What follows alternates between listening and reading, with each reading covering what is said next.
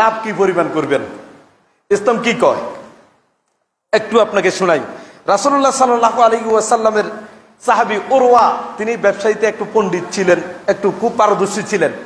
লাভ কি পরিমাণ হবে, এতক্ষণ বললাম দ্রব্য মূল্য নির্ধারণ করা যাবে কিনা, সেটা ইসলাম অনুমোদন দেয় না। সেটা ব্যবসায়ী তার প্রয়োজনের আলোকে সেটা ঠিক করবেন। কারণ কি? কারণ যে কথাটুকু আপনার কাছে আমি তুলে ধরলাম, এখন আসুন আপনি পণ্যে কি পরিমাণ লাভ করতে পারবেন। আমরা অনেকেই বলি, আরে বাপরে এই দোকানদারের মতো জালেম নাই, সে এই পণ্যটা এত দাম নিছে যেটা পাশের দোকানদার কেউ নেয় নাই। আপনাকে ইসলামী নীতিটা একটু শোনাই। রাসূল সাল্লাল্লাহু আলাইহি ওয়াসাল্লামের সাহাবী উরওয়া, তিনি কেনা বেচা একটু ভালো বুঝতেন।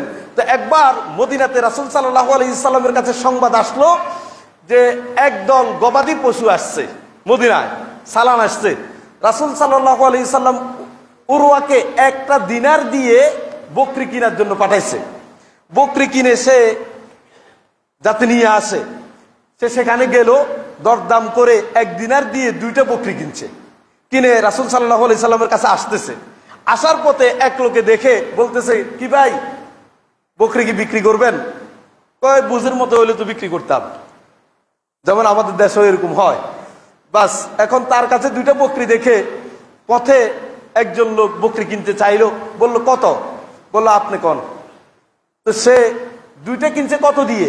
1 দিনার দিয়ে।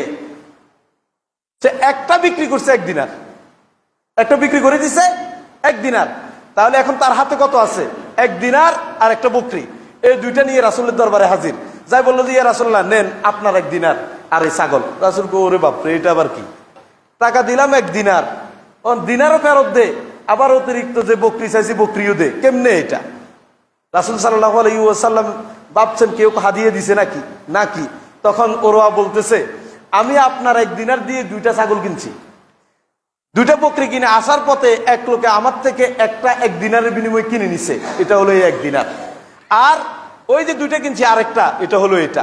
রাসূল খুশি হয়ে তাকে বলল, আল্লাহুম্মা বারিক, হে আল্লাহ তুমি বরকত দাও উরওয়ার হাতের মধ্যে, উরওয়ার হাতের যে ব্যবসা, এই ব্যবসার মধ্যে তুমি বরকত দাও। রাসূল সাল্লাল্লাহু আলাইহি সাল্লাম নিজে উরওয়ার জন্য এই দোয়া করেছেন, আল্লাহুম্মা বারিক লাহু ফি সাফকাতি ইয়ামিনি, আল্লাহ উরওয়ার হাতের ব্যবসা বাণিজ্যে তুমি বরকত দিয়ে দাও।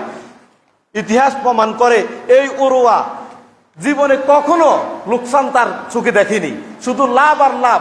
এবং হাদিসের বর্ণনাকারী বলে, সে যদি মাটি কিনে ওই মাটির মধ্যেও লাভ হইছে। আমরা যেমন বলি তুই লোহা ধরলেও ওইটা মাটি হয়ে যায়, আমরা উল্টোটা বলি।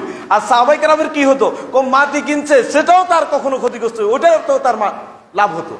এত সে মানে ব্যবসায়ী বরকতময় ছিল।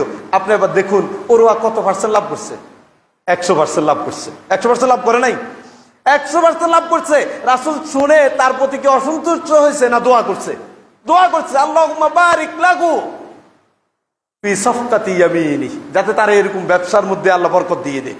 প্রিয় ভাইয়েরা, তাহলে বোঝা গেল লাভের পরিমাণ অনির্ধারিত। ক্রেতা এবং বিক্রেতা দুইজনের সম্মতিতে এটা আপনি পরিচালনা করবেন। তবে মনে রাখতে হবে, আমি একজন মানুষ আপনার দোকানে গেলাম কিনতে, এই পণ্যের ব্যাপারে আমার কোনো দক্ষতা নাই, অভিজ্ঞতা নাই, সেক্ষেত্রে ইসলাম আপনাকে কিছু কথা বলে দিয়েছে। তুমি ক্রেতা, তখন যখন ক্ষতিগ্রস্তের সম্ভাবনা আছে মনে করছো, অথবা ধোঁকা খাইতে পারো, অথবা প্রতারিত হতে পারো, তখন ওই ক্রেতা বলবে কি, ভাই শুনুন, আমি একজন মুসলিম, আমি আপনার থেকে এই পণ্যটা কিনবো, আমার পছন্দ হয়েছে, তবে আপনি আমার সাথে কোনো প্রতারণা করতে পারবেন না, আমাকে ধোঁকা দিতে পারবেন না, পণ্যের কোয়ালিটি যা আছে ঠিক তা বলবেন, আপনি লাভ করেন, কোনো অসুবিধা নেই, তবে পণ্যের কোয়ালিটি যা আছে সেটা আমাকে বলবেন, এবং আপনি নিজেও ক্ষতিগ্রস্ত যাতে না হন সেভাবে পণ্য নির্ধারণ করবেন, মূল্য নির্ধারণ করবেন, এবং আমিও যাতে ক্ষতিগ্রস্ত না হই, এরকম একটা সে ভূমিকায় বলে নিবে। তারপরে বলবে এখন কত। বলেন, একটা লোক যত খারাপই হোক, এই সুন্দর করে কথাটা বলার পরে সে কোনোদিন আপনার সাথে 2 নম্বরই করবে না। যদি তার নীতি আদর্শ না থাকে সেটা তো ভিন্ন কথা, করবে না।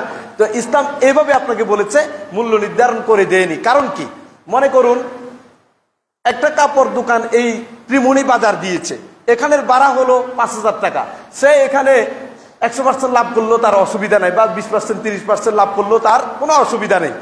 চলে যে এই কাপড়টাই আপনি বসুন্ধরা সিটিতে যান, সে যদি 100% লাভ করে তাহলে তার পরের মাসে দোকান বন্ধ করে দিয়ে চলে যাওয়া লাগবে, কারণ তার ওখানে খরচ, যেই কর্মচারী যে ভাড়া, সে এখানে 200, 300, 400% লাভ করা লাগতে পারে। সুতরাং এটা উন্মুক্ত, ক্রেতা এবং বিক্রেতা উভয়ের সম্মতির আলোকে আপনি চাইলে এটা নির্ধারণ যত ইচ্ছা করতে পারেন। ক্ষতিগ্রস্ত হচ্ছেন যদি আপনি মনে করেন, তাহলে অবশ্যই তাকে এই নসিহামূলক কথাগুলি আগে বলবেন।